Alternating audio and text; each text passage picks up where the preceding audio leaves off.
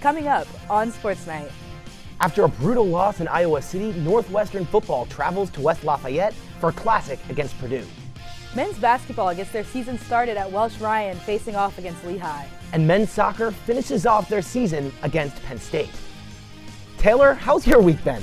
Honestly, Sammy, my week's been extremely uneventful. Nothing's gone on for me. What about you? I think my biggest concern this week was my music theory midterm. Nothing going on.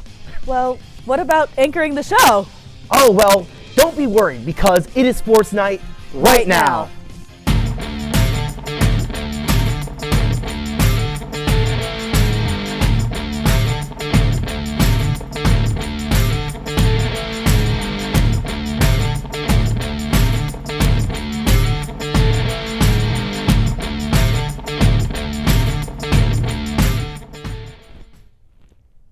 Welcome to Sports Night. My name is Taylor Hancock, and alongside me is Sammy Krimstein for what should be a show just as interesting as this week, Sammy.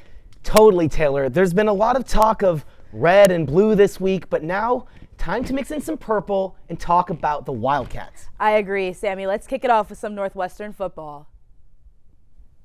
It's been a rough week for Northwestern football after back-to-back Big Ten losses. They had a chance to get back on track, taking on an equally cold Purdue squad in Indiana. The Wildcats traveled southeast to West Lafayette for a sunny showdown against the Purdue Boilermakers. The Cats were looking for their second conference win of this season in this game. After trading field goals to start the quarter, the Cats wanting a big score here. Jack Lausch hands it off. It's Joe Hyman who emerges from the scrum, and he's free. He gallops into the end zone to put the Cats up 7 to end the first quarter. NU forces a quick 3 and out, wanting another score. They turn to Ryan Helinski, who lets one loose. The ball sails through the air, but put into the arms of Purdue defender Antonio Stevens. Calamity for the Cats, but Northwestern bounces back again. They turn to captain Cam Porter, deep in Purdue territory, who's just able to get it in for the touchdown. Northwestern up 14 now. The Boilermakers wouldn't go down quietly. They quickly drive up the field, and Hudson Card finds Jamal Edgerine in the end zone with seconds left on the clock. NU leads 17-10 at halftime. After a slow third quarter, which just saw Purdue score a field goal, they turn to a trick play late in the fourth quarter. Receiver Shamar Rigby finds Jerron Tibbs on third down, and Purdue looking to punch it home with Devin Mockabee. Cats players mobbing him at the line, but it doesn't matter. He drags defenders into the end zone and is fired up. That touchdown forces overtime. NU is able to get the stop on fourth down in OT, and they get possession. High snap, but Lausch settles and finds Hyman again. He dashes into the end zone far for the walk-off winner. Look at that celebration from number 6. The Cats take the win in West Lafayette, singing the fight song on their way to just their 4th win on the season. While Purdue falls to a subpar 1-7 record. Great performance for David Braun's squad. A bye week for the Cats is coming up before a Big Ten gauntlet to finish the year. They will face Ohio State at Wrigley Field, Michigan at the Big House, and they'll wrap up things with a battle for the hat against Illinois. They will need to win 2 of those 3 to secure bowl eligibility for the 2nd year in a row. In a new era of Big Ten football, there have been many new and exciting matchups. However, Northwestern football still had a chance to play one of the classic teams that they know best. On Saturday, Northwestern football faced a familiar foe, the Purdue Boilermakers. The history between these two teams dates back all the way to 1895, 1 year before the Big Ten was established. Northwestern and Purdue were 2 of the 7 founding members of the conference, and as a result, they have had the opportunity to play against each other almost every year since its start. Last weekend marked the team's 85th matchup. Despite the familiarity between the teams, the meaning of this matchup has changed in the last decade. In 2014, when the Big Ten was split into 2 divisions based on geography, the Wildcats and Boilermakers were both placed in the West Division, leading to increased competition each season for the division title, along with a bid to the Big Ten championship. This led to 10 consecutive seasons of games between the Wildcats and Boilers, where Northwestern led the series 7-3 in that span. However, this year, with the addition of USC, UCLA, Washington, and Oregon in the Big Ten, divisions have been eliminated, with only the top 2 teams in the conference making it to the Big Ten championship. This new format changes both the geography and dynamic of the Big Ten, with teams close in proximity like Northwestern and Purdue no longer guaranteed to play each other each season. I will say it's different, the fact that we don't have this localness of the Big Ten. The kind of name of the Midwest is gone. It's not Midwest anymore. It's just national college football at this point. So it feels just like another game almost.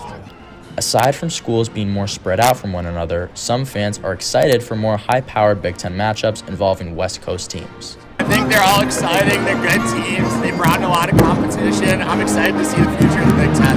One thing that makes Big Ten football so special is the passion, loyalty, and dedication of fans. Despite Purdue's 1-6 start to the season, their fans sold out Ross-Ade Stadium on Saturday with a total attendance of 61,141. Purdue totaled higher attendance in their game against a 3-5 Northwestern team than in their game against an undefeated Oregon team that ranked second in the nation less than 3 weeks ago. Fans still care a lot about traditional Big Ten matchups, and now it's clear to Cats fans who are visiting West Lafayette. Yeah, this is awesome. I love seeing a packed stadium. All the fans seem really into it, and they're really supportive of the Boilermakers, so it makes it a fun road trip. Redshirt sophomore quarterback Jack Lausch played against Purdue for the first time in his career on Saturday. With a career high of 250 passing yards, Lausch led the Wildcats to a 26-20 overtime victory. The passion of Purdue's fan base and the environment in West Lafayette only added to the exciting win for Northwestern. It was awesome. I mean, I thought it was a pretty electric atmosphere today, pretty sold-out crowd. It was pretty sweet. Obviously, these two teams know each other, and it's usually a really good game, and to play in this game was awesome, and it was a pretty awesome atmosphere. This is why you do it. While Northwestern and Purdue will no longer face each other every year, this matchup will continue to carry on its 130-year history with two teams who helped build up one of the best and most beloved conferences in the nation to what it is today. From West Lafayette, Matt Saperstein and Miguel Munoz, NNN Sports. Northwestern football is set to host Purdue in Evanston next season, but the following teams' matchup will not occur until 2028. What a season it has been for Northwestern field hockey. Undefeated despite one of the toughest schedules in the country. They would have had one more test on Friday against the number 4 ranked Ohio State Buckeyes. The Wildcats take on the Buckeyes in a top 5 matchup, hoping to finish out their regular season undefeated for the first time in program history. Less than 2 minutes into the first, Elaine Belzoon takes it in the circle. She passes to Ashley Sessa. Sessa takes the shot, but Abby Danson is there with the save. Later in the first, Piper Boers takes it down the field. She dives and she scores. An impressive effort from Sessa and a great pass from Boers. Early in the second, Ohio State earns a stroke off a penalty. McKenna Webster takes the shot. She goes for the top right and she scores. Webster just gets it past the left 2 minutes before the half. Northwestern earns a corner. They pass it to Greta Hink. Hink takes a shot at it, and Sessa is there on the doorstep with the deflection. Northwestern leads by 1. Northwestern holds off the Buckeyes in the second half and pulls out the win. Ashley Sessa came up huge with 2 goals and 7 shots on the day. For the first time in program history, the Cats finished their season undefeated in regular season play. Northwestern clinched a bye in the first round of the Big Ten tournament. The team will face off against Rutgers in the second round tomorrow at 12 p.m. Central with a trip to the conference championship on the line. When we come back, we'll talk about Joe McEwen's new squad.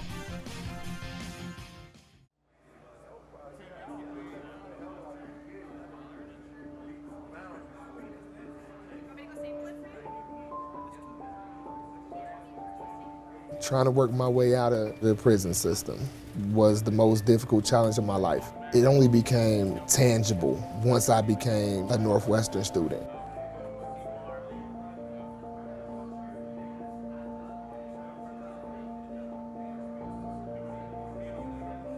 One, two, three, four.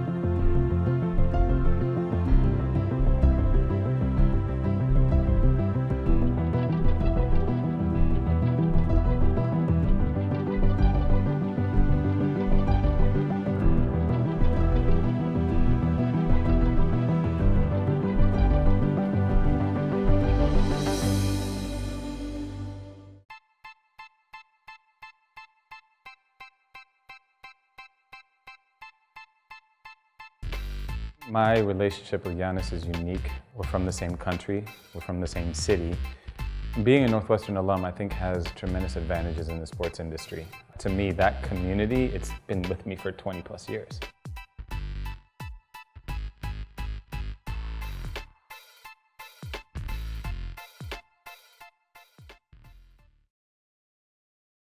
Welcome back to Sports Night. It's the first week of November, which of course means it's time to watch college basketball, of course. After 2 consecutive March Madness appearances, Northwestern men's basketball enters a new era. Boo Buie, who just signed a 2-way deal with the New York Knicks, leaves behind a massive hole for Chris Collins' squad. Their first in-season test came on Monday, taking on the Lehigh Mountain Hawks. The season begins for Chris Collins and the Cats at home in Welsh Ryan versus the Lehigh Mountain Hawks of the Patriot League. Coming off a strong exhibition versus Lewis, Northwestern looks to defeat a Lehigh team that made its conference championship last season. Getting things started early in the first half, Nick Martinelli gets the steal, and KJ Wyndham tosses it down. Here's Big Matt, goes for the slam. He's got it. Big man gives NU its first points of the season. Couple minutes later, and the Cats, they're still cooking. Transfer Jalen Leach comes away with the ball, dribbles down court, finds Ty Berry, back to Leach. He comes in, dishes it out to Martinelli for the long 3. Yes, sir.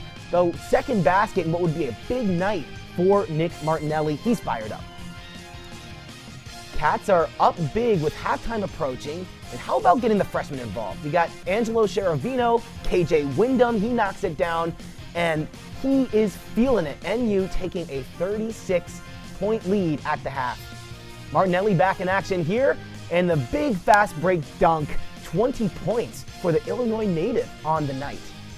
Northwestern running out the clock now. It's time for Jalen Leach to shine. He juices defender, gets the J to go as the bench unit gets rolling around him. And that would do it for the Cats in Evanston. No Brooks Barnheiser, no problem as Northwestern dispatches the Patriot League runner-up in front of an excited home crowd for its first victory. After winning their first battle in convincing fashion, Northwestern looks ahead to their next test, an away battle against another defending tournament team, the Dayton Flyers. Northwestern beat Dayton in non-conference play last year. In other big news, Northwestern women's basketball opened their season this week at home. Northwestern kicked off the season versus Parkside in an exhibition game on Sunday. The Cats kicked off game action with a pass from Caroline Lau to Grace Sullivan in the paint for a quick bucket and the first few points for Northwestern. Lau with the ball, dribbles into the paint, passes back to Taylor Williams, who shoots from the charity stripe, but the shot doesn't go. But Kyla Jones is there to grab the offensive board and pull the ball up for 2. Northwestern heads into the second quarter up by 11. Northwestern starts the second quarter with a steal by Casey Harder, who takes the ball up the court, passing the ball to Jones for a quick layup to add to the Cats' lead. Zamaya Walton with the ball. Taylor Thomas gets it, one-on-one in the paint. She's got it, and the Cats head into the locker room at halftime, up 19. Williams with the ball, driving into the paint. She kicks it out to the corner, then back to Casey Harder, who drains the 3 to tack onto Northwestern's growing lead at the start of the quarter. Taylor Williams dribbles into the paint. She'll go for the quick bucket. Can't get it. She tries again. Count it, and 1. Northwestern heads into the final quarter with a comfortable lead. Final 10 minutes of the game, Northwestern looking to secure the win. Lau inbounds it to Jones, who lays it in and draws the charge. The last few possessions, Crystal Wang lays it up for the quick deuce, and the Cats secure an 88-64 victory. A fantastic opener for Coach McEwen's squad. Women's basketball kicked off its real season against the Illinois State Redbirds. Cats were looking to advance to 6-0 against Illinois State at Welsh Ryan. They get out to an early 6-0 lead, but here's Zamaya Walton getting up a shot. Grace Sullivan there to get the rebound and put it back up, registering the Cats' first points of the season. Later in the first, Redbirds looking to extend their lead. It's Maya Wong getting it on the perimeter, firing a shot up and in. Harder drilling it. Illinois State up by 5 into the first. Second quarter now, Taylor Thomas gets the screen for Harder. Harder feeds it to Thomas. Her three is good for her first collegiate points. Second quarter was tightly contested, with the Cats heading to the locker room down 2. Cats came out hot in the third, and grad transfer Kyla Jones was right in the middle of everything. She knocks down the ball away from Wong, Lau driving down the court, gets it back to Jones. She gets it to go and draws the foul. Jones getting it here behind the arc. It's Deshaunte Thomas in defense, and another basket for Northwestern, getting the 3 to go. We'll skip to the 2-minute mark. Northwestern down by 7. Harder driving, gets fouled as she throws it up. The lefty hook shot, banking it in. And 1 for the Cats. Under 10 seconds now, Northwestern down by 2. Samaya Walton has an open 3. Here it goes. No good. And that's going to do it from Evanston. Northwestern dropping their season opener. As they continue with non-conference play, the Cats will be back in Welsh Ryan Arena, facing off against the Lehigh Mountain Hawks. With 2 back-to-back ranked opponents on the road behind them, Northwestern men's soccer wrapped their season at home against Penn State. Men's soccer went lion taming at the lakefront this past Sunday, hosting conference foe Penn State at home, and they wouldn't wait around to attack. We've got attempted trickery here in the 6th minute. Van Deventer fakes the free kick while Colin McCamey takes a shot that's scooped up by keeper Andrew Cook. In the 15th minute, Brandon Claggett secures a loose ball in the box to send a beautiful cross to Paulson for the score. The Cats go up 1-0 on Sun's second goal of the year. Here's the man of the match, Akinjide Owuju, pushing the pace with a thorough ball to Paulson. Sun goes from scorer to facilitator on Owuju's first goal of the game. The Cats go up by 2, and no, he did not break anything on this back foot. Second half action now. Luke Schreiner finds Owuju off the loose ball recovery. 1 touch, and he sends a rocket past Frederick Grunden for goal number 2 of the day. The Cats have now tallied 3 unanswered goals to take a commanding lead. That would change in the 72nd minute. Malik Dowda launches a rocket of his own to the Nittany Lions on the board. The Cats didn't take that too kindly, as they would threaten just a minute later. They answer with a dribbler that sneaks past Grunden, and guess who? It's Owuju again, and that's a hat trick, ladies and gentlemen. 3 goals and a stellar day from the senior from Atlanta as he propels the Cats to a convincing 4-1 victory over the Nittany Lions in their season finale. After an underwhelming season, the Cats ended with a win against the Nittany Lions, finishing 9-7-1. Coming up, we've got plenty of volleyball to break down.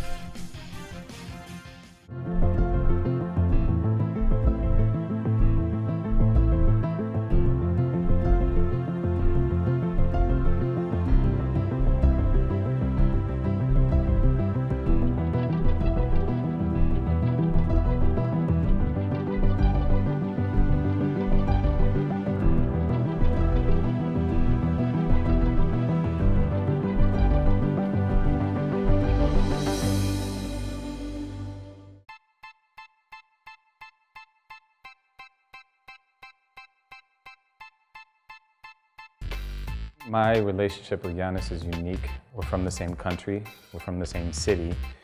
Being a Northwestern alum, I think, has tremendous advantages in the sports industry. To me, that community, it's been with me for 20 plus years.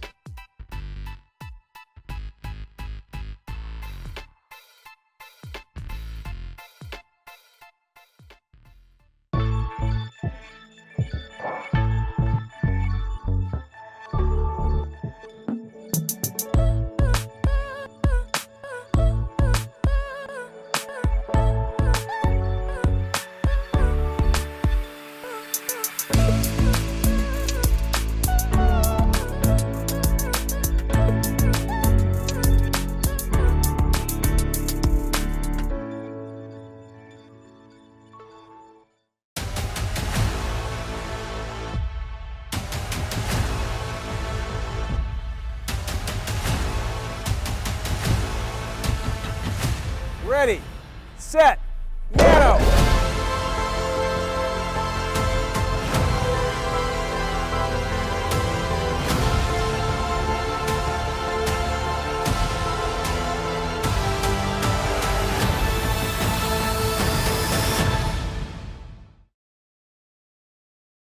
welcome back to Sports Night.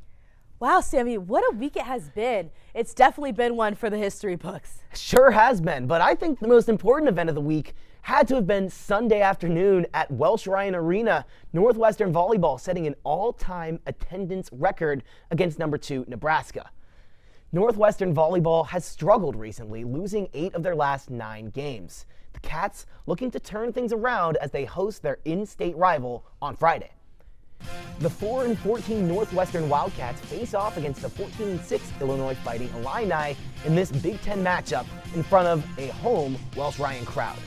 Wildcats holding the lead in the first set, and this service ace by Sienna Nordemir brings the Cat to set point. Illinois trying to claw back in the set, Buse Hazan taking the pass, and it gets right back from Nordemir. Hazan uses the Illinois block for the tool kill to win set 1 for Northwestern, 25-22. On to set 2, Drew Wright gets a pass up to Alexa Rousseau, sets it to Buse Hazan. Rousseau gets the ball back and sets it to Reed, who swings it out of bounds, losing set 2, 25-17.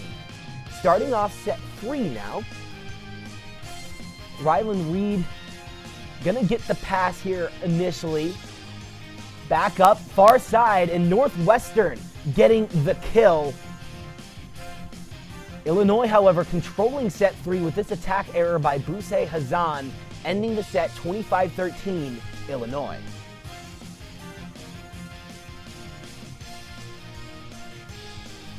Northwestern looks to come back in set number 4 with a beautiful set by Rousseau. Rylan Reed getting it, who breaks through the Illinois block for the kill. But Illinois continuing to control this game with a wild match point ending in a Rylan Reed bump out of bounds outside of the antenna, and Northwestern losing set 4, 25-19, losing the match 3-1 to Illinois. Northwestern now 4-15 on the year, Illinois 15-16 after a huge Big Ten win. Northwestern hosted the number 2 Nebraska Cornhuskers in front of the program's first ever sellout crowd at Welsh Ryan Arena. The Wildcats were down early, but Catherine Randorf slams a kill for Northwestern's first point of the game. Later in the first set, and the teams are rallying. Northwestern with a chance to attack, and Buse Hazan gets the kill. The Cats would lose the first set, 25-18. The first point of set 2, Northwestern serving, and a perfect set allows Hazan to tool the Cornhusker block. Northwestern takes an early lead. Cats down 3, and Nebraska cannot slow down. Taylor Landfair pinpoints a kill just past Northwestern defenders. Nebraska up 14-10. Set point for the Cornhuskers, and they get tricky. Virgin Riley sends the ball over the net on the second hit. Nebraska leads 2-0. Cats trying to crawl back as Lily Wagner serves. Her serve is perfectly placed at the back of the court for an ace Northwestern point. Cats down 17-12. Nebraska just a point away from victory. Northwestern sets Hazan far from the net, and her tip is not enough to get over. Nebraska defeats the Wildcats in 3 straight sets on a historic afternoon in Welsh Ryan Arena. Despite the loss, Sunday marked a historic achievement for Northwestern volleyball. Taylor was there with Anna Watson to recap the experience. Whoa, Taylor, how did you get here? I don't know, Anna. I think I transported for just a fun little volleyball matchup. I mean, it was a sold-out crowd tonight, so I definitely had to come here. That is right. How could anyone miss this night? Northwestern just took on Nebraska at Welsh Ryan Arena. They did lose 3-0, but what a night. The first sellout crowd in program history for Northwestern volleyball. Taylor, how special was this night?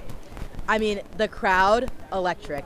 There was nothing in this game today that you couldn't feel. The good vibes were just immaculate. Here tonight, it did feel a little like a Nebraska home game, but from both sides, the fans were excellent. Honestly, this match means so much for Northwestern volleyball, given that it was their first sellout in program history. And for a team that has had some struggles this season, I think that momentum may push them forward for the rest of the season. You know, last year we saw Iowa women's basketball come into Welsh Ryan Arena and take over the place, and it was totally packed, this arena, like I'd never seen before. How important are things like this or sellout games like this for women's sports today? Absolutely. I mean, like you said, when we saw this last year, I mean, we never thought we'd see Welsh Ryan fill up like that.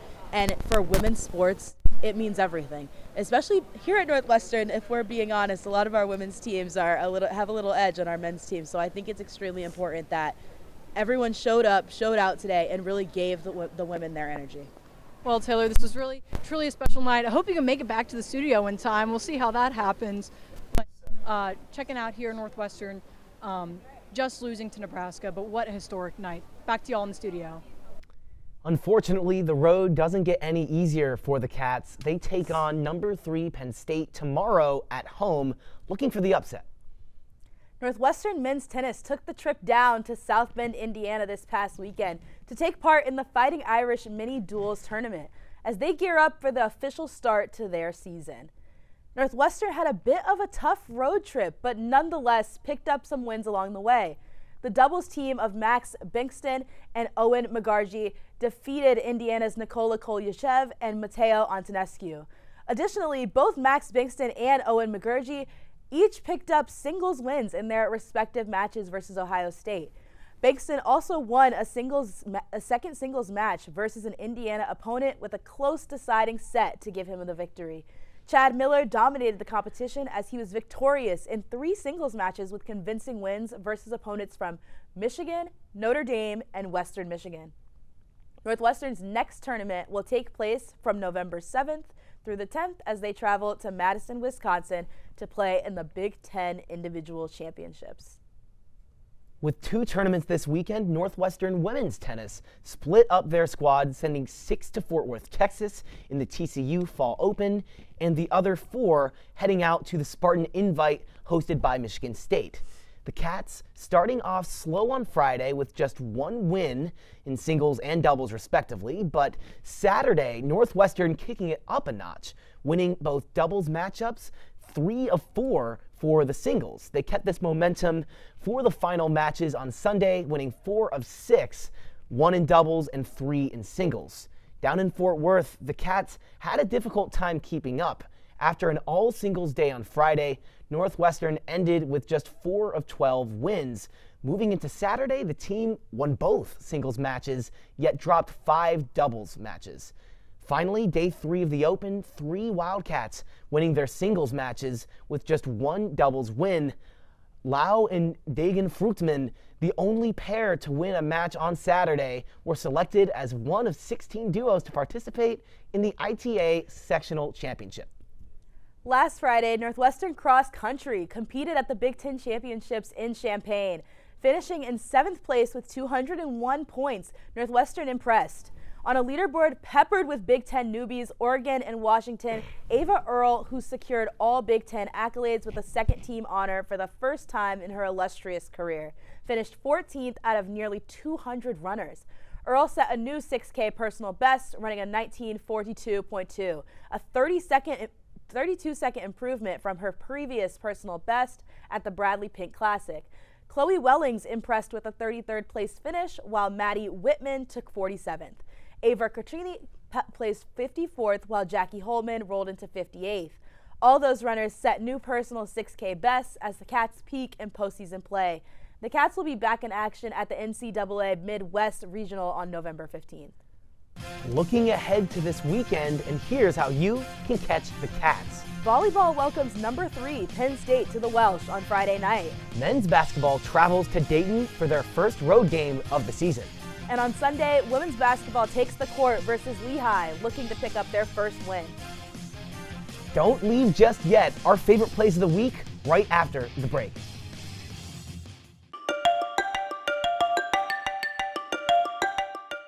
I'm Kelly McEvers, founding host of the NPR podcast Embedded. I'm James Edwards, host of the Unresolved podcast from Frontline. I'm Antonia Cereijido, former senior producer of Anything for Selena podcast and current executive producer at Elias Studios.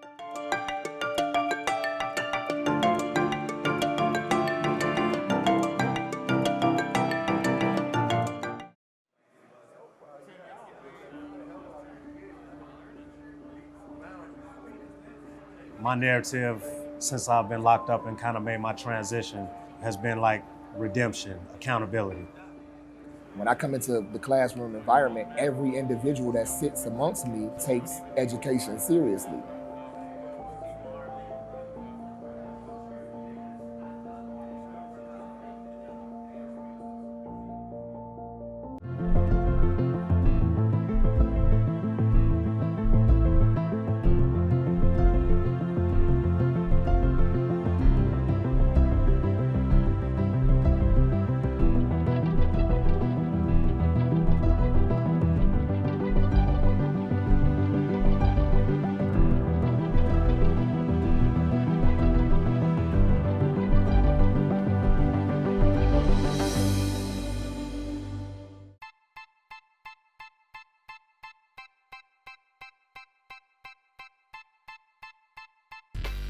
My relationship with Giannis is unique. We're from the same country, we're from the same city.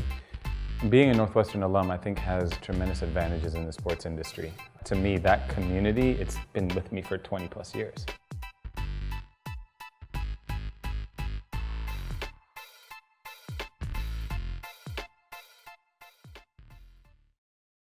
Hello and welcome back to your favorite show, Sports Night. Unfortunately, our time with you is coming to an end. Wait, Taylor, not yet. We're missing everyone's favorite segment. Oh, right. How could I forget? It's time for Plays of the Week. Here we go. Time for Plays of the Week. Number 3, Northwestern hosting Lehigh on opening night. Blake Smith with it top of the key, surveying the court, crossing it over, getting it to Sheravino, who slams it down. Big dunk, Cats getting the win, 90-46. At number 2, Cats facing Penn State. Paulson springs down the field, looking for an outlet, finds Aluju, who drills it in for the goal. He would finish the game with a hat trick as Northwestern won 4-1. And here we go, number 1, Big Ten football in Purdue. Lausch seeing the field, gets it over to Hyman, and he will take it in for the score. Cats 26-20 win in walk-off fashion. That'll be all for this truly historic edition of Sports Night. Be sure to follow us on Twitter at NNN Sports and on Instagram at NNN_sports. For Taylor Hancock, I'm Sammy Krimstein. Have a great night. Yeah. Oh, wow. Faking the end again is really funny. It's okay. No. No. They said it by themselves. Yeah, he had to bring the boom.